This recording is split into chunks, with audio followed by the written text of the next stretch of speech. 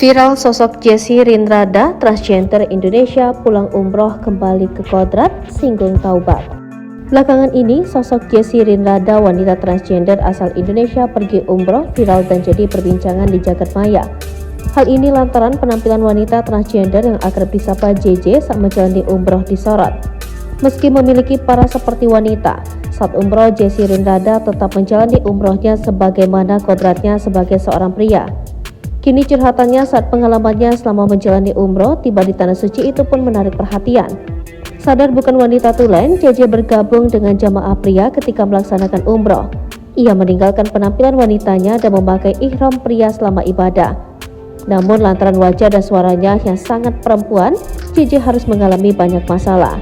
Ujian transwoman nekat umroh, Masya Allah betul tulisnya. JJ bercerita penampilannya sebagai transpuan atau pria yang menjadi wanita membuat ia terlihat berbeda dari jamaah pria yang lain. Lantaran hal itu juga, JJ selalu menjadi perhatian pasukan keamanan di tanah suci yang dikenal dengan nama Askar. Lillahi ta'ala, ikhlas menjalani semua konsekuensi. Salah satunya jadi incaran Askar yang pada nggak percaya kalau aku pria karena wajah dan suaraku terlalu perempuan. Berkali-kali ditahan Askar Masjid Nabawi Madinah karena selalu dicurigai, ungkap JJ. Meski begitu, JJ mengaku ikhlas menjalani semuanya dan berharap ibadahnya diterima. JJ pun menguntai doa agar segera dipermudah jalannya untuk bertaubat, sehingga kembali ke kodrat sebagai seorang pria.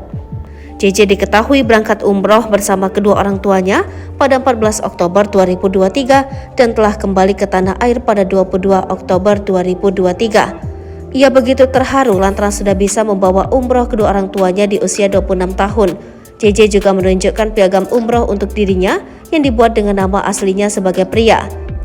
Dalam piagam tersebut tertulis nama asli JJ yakni Bagas Rahmatia.